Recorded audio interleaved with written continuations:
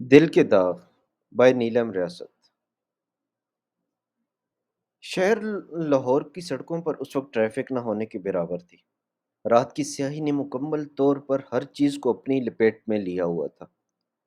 آوارہ کتے یہاں وہاں گلیوں چوراہوں پر کسی ریڑھی کے نیچے یا گھروں اور دکانوں کے تھڑوں پر پوری آزادی کے ساتھ پرسکون پڑے نیند پوری کر رہے تھے، جیسے انسانوں کی روح پوش ہونے پر شکر ادا کر رہے ہیں۔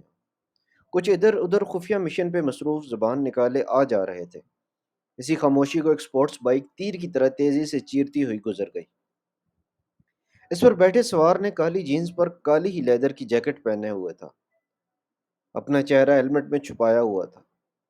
وہ اس بات سے یقیناً لا علم تھا، اس نے سڑکوں کی رکھوالی کرنے والی عزت دار شہریوں کی نیند خراب کی تھی۔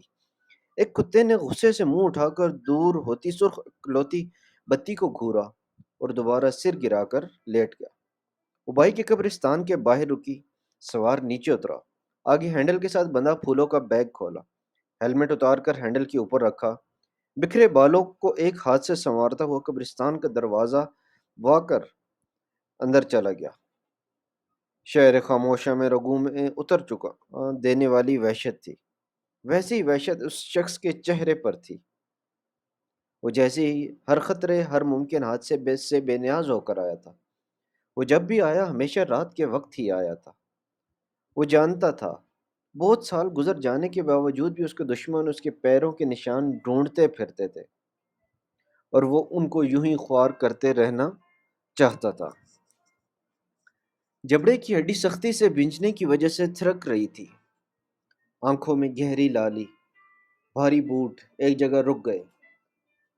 کہیں پر الو بولا تھا، قریب کے ایک درخت پر سے کوئی جانور اتر کر تیزی سے دوسری سمت میں بھاگا۔ اس کی توجہ اس جانب نہیں تھی، بلکہ سامنے موجود ایک ساتھ لائن میں بنی 3 قبروں پر تھی۔ اس کے بس میں نہ تھا، ورنہ قبروں میں سو جانے والوں کو کسی طرح سے صحیح سلامت اپنے ساتھ کھڑا کر لیتا۔ یہ اس دل کے یہاں حصے پڑے تھے، اس کی ساری دنیا انہی 3 لوگوں کے گرد گھومتی تھی، اور وہی تینوں چھین لیے گئے۔ وہ آج تک اس مقام پر کھڑا تھا، جیب میں سے ٹارچ نکال کر باری باری 3 قبروں کو اپنے ہاتھ سے صاف کیا۔ ایک پر تھوڑا سا سوراخ نظر آ رہا تھا۔ اس نے پھول کا بیگ ایک جانب رکھا، قبرستان کے باہر لگے مٹی کے ڈھیر میں سے مٹی لا کر قبر پر ڈالی۔ اس کے بعد پانی کا چھڑکاؤ کر کے پھول چڑھائے، اتنے زیادہ پھول ڈالے یہاں تک کہ تینوں قبروں کی مٹی پوری طرح سے چھپ گئی۔ پیروں کی جانب کھڑے ہو کر اس نے دعا میں ہاتھ اٹھائے۔ وہ قبروں کے مکین بے شک خوش نصیبوں میں سے تھے، ان کی دنیا سے چلے جانے کے بعد بھی کوئی کسی کو ان سے اتنی محبت تھی، کوئی اتنے خطرے کے باوجود ان کو ملنے آنا بند نہیں کرتا تھا، جبکہ کچھ لوگ زندہ تابندہ ہوتے ہوئے بھی تنہا ہوتے ہیں، کوئی ان کی خبر لینا بھی گوارا نہیں کرتا۔ وہ قبرستان سے نکلا تو گھڑی کی سوئیاں آدھا گھنٹہ آگے جا چکی تھی۔ اس نے ایک نظر آسمان کی جانب سر اٹھا کر دیکھا، آسمان بادلوں سے گھرا ہوا تھا، چاند کا دور دور کوئی سراغ نہ تھا۔ ہوا چلنا شروع ہو چکی تھی، نہ جانے آج آنے والے بادل برسنے تھے یا اس جوان کے آنکھوں کے آنسوؤں کی طرح بغیر برسے ہی خشک ہو جانے تھے۔ وہ بھاری دل اور بوجھل قدموں سے بائک تک آیا، ہیلمٹ پہنا، بائک کو کک ماری۔ پہلی کک پر ہی اس میں زندگی دوڑ گئی۔ ایک الوداعی نظر قبرستان پر ڈالی، اگلے پل حواس سے باتیں کرتا وہاں سے نکل گیا۔ ہتھیں دفن جتھاں نواں کرے تے لے گئی آس انہاں دی۔ اس کا تو دماغ ہی گھوم کر رہ گیا تھا۔ ایک کمزور اور بوڑھی سی مائی اس آفت کے پرکالے کو ہاتھوں ہاتھ لے گئی تھی۔ 2 4 دھمکیاں یا 3 4 آنسوؤں کے ساتھ سنائی گئی بے بسی کی کہانی تو شاید ہی اسے اپنے دشمن کے ہونے والی بہو سے شادی کرنے پر راضی کرتی، مگر اینڈ پہ مائی اللہ رسول کا واسطہ لے کر میدان میں اتری اور اسے چاروں شانے چت کر گئی۔ وقت زیادہ ہوتا تو شاید وہ کچھ اور سوچتا، مگر ایک آخری 24 گھنٹے بچے تھے۔ اپنی جیب سے موبائل نکال کر مائی کے حوالے کیا۔ آپ ایک معمولی سے قابل قبول صورت کے الیکٹریشین کے حوالے اپنی بیٹی اپنی مرضی سے کر رہی ہیں، یہ بات مت بھولیے گا۔ اور اگر کوئی پھڈا ہوا تو میں نے صاف مکر جانا ہے۔ ہو سکتا ہے آپ جس کے ساتھ میرا نکاح پڑھوانا چاہ رہی ہیں میں ان وقت پر اسے بہن ہی بول دوں، اس لیے ایک دفعہ پھر سوچ لیں۔ بوا نے اس کی ساری بات سنی، ایک دفعہ سر سے لے کر پاؤں تک اس کا سارا جائزہ لیا اور سرابات میں ہلا دیا۔ مجبوری کے وقت تو مردار بھی جائز ہوتا ہے، یہ تو پھر جیتا جاگتا انسان تھا۔ جب کسی طرح سے بھی مائی اپنی بات سے نہ ہٹی تو اس نے بھی زیادہ بحث نہ کی۔ اس دن شام کے وقت ایک نامعلوم مقام پر اپنا ہی نمبر ملاتے وقت ایک مولوی اس کے ساتھ تھا۔ دوسری جانب بھی جیسے مائی انتظار کی گھڑیاں ہی گن رہی تھی، پہلی ہی بیل پہ فون اٹھایا گیا۔ یوں ایک بالکل انجان اور خطرناک خاندان کی لڑکی اس کے نکاح میں تھی۔ آج مشن کا آخری دن تھا، غلطی کی گنجائش سرے سے تھی ہی نہیں۔ ٹارگٹ اس کے سامنے تھا، وہ پوری طرح سے اپنا کام کرنے کے لیے تیار بھی تھا، مگر وقت نہیں مل رہا تھا۔ بارات کے آئی رنگ و نور کا سیلاب بھی تھا، جس موقع کی تلاش میں تھا آخر آ ہی گیا۔ دولہا واش روم گیا تھا، اسے اندر بھیجنے سے پہلے اس کے گارڈز نے اچھی طرح تسلی کر کے اجازت دی تھی۔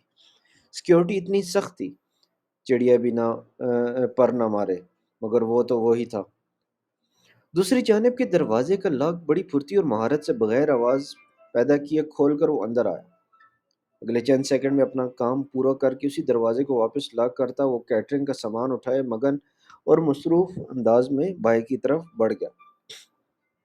لوگوں کے ہجوم اور رونق میں اس کی خوش قسمتی تھی، کسی کا اس کی طرف دھیان نہ تھا۔ باہر کی طرف بڑھتے ہوئے اس نے پیچر کر دیا، بیک ڈور شاپ۔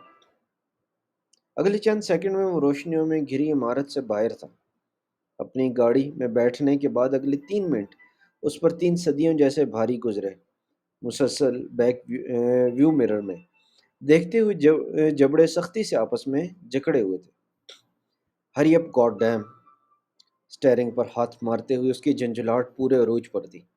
اگلے 40 سیکنڈ تک وہ اندھیرے میں گھورتا رہا،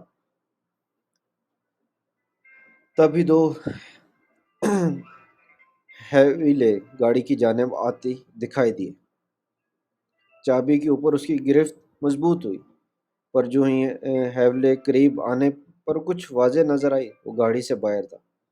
پچھلا دروازہ کھولا اور بوا کے ساتھ لگے کھڑے وجود کو بازو سے پکڑ کر پھینکنے کے انداز میں اندر بٹھاتے ہی دروازہ بند کر کے بوا کی طرف مڑا۔ میرے پاس آپ کے وعدے وعید دینے کا کوئی وقت نہیں ہے، اگر 1 منٹ بھی مزید یہاں ضائع کیا یہ یا تو ماری جائے گی، مجھے غریب کی بھی شامت آ سکتی ہے، اور آج تو میں گولی چلانے کے موڈ میں ہرگز نہیں ہوں، اس لیے بس دعا کریں۔ اوکے، اللہ حافظ۔ بوا کو حیران چھوڑ کر وہ جا مین روڈ پر جانے کی بجائے وہ اندرونی گلیوں سے ہی بڑی مہارت سے گاڑی بگائے لیے جا رہا تھا۔ رات ہونے کی وجہ سے گلیاں تقریباً سنسان پڑی تھی۔ گاڑی کی سپیڈ نارمل ہی رکھی تاکہ کسی کی نظر میں آئے بغیر شہر کی حدود سے باہر نکلا جا سکتا۔ شہر سے باہر 1 گھنٹے کی مسافت کے بعد گاڑی سڑک سے اتار کر ایک سنسان حویلی نما اجاڑ عمارت کے احاطے میں روک دی۔ اپنی سیٹ سے اتر کر ایک سمت بڑھ گیا، سوائے چاند کی چاندنی کے وہاں اور کوئی روشنی نہ تھی۔ تھوڑے سے فاصلے پہ ٹوٹے سے برآمدے میں ایک اور گاڑی کھڑی تھی، وہ بھی اس طرف ہی گیا تھا۔ گاڑی پہ ڈالا ہوا کور ہٹا کر ڈگی میں موجود ایک بیگ نکالتے ہی واپس آیا۔ بیک سیٹ کا دروازہ کھول کر نیچے کو جھکا تاکہ اندر بیٹھے وجود کا جائزہ لیا جا سکے۔ دوسری طرف اس پہ نظر پڑتے ہی زالے کی چیخ نکلی۔ چھوٹے چھوٹے بال، موٹے موٹے بھومے، اوپر سے سیاہ لباس پہ اپنا لشکار مارتا رنگ بھی شاکالا، سامنے وہ 2 دانت منہ سے باہر بیٹھے تھے۔ فوراً بوا سے شکوہ پیدا کیا، اندھیری رات میں انجان منزلوں پہ روانہ کرتے ہوئے میرا نجات دہندہ بھی ڈھونڈتا تو یہ۔ آنکھوں میں آنسو لیے اس نے نظریں جھکا لی۔ دوسری طرف اس نے ایک بے نیاز مگر بھرپور نظر اپنی منکوہہ پہ ڈالی، جو کہ سرخ جوڑے میں فل برائڈل میک اپ اور جیولری کے ساتھ آسمان سے اتری ہوئی کوئی مخلوق معلوم ہو رہی تھی۔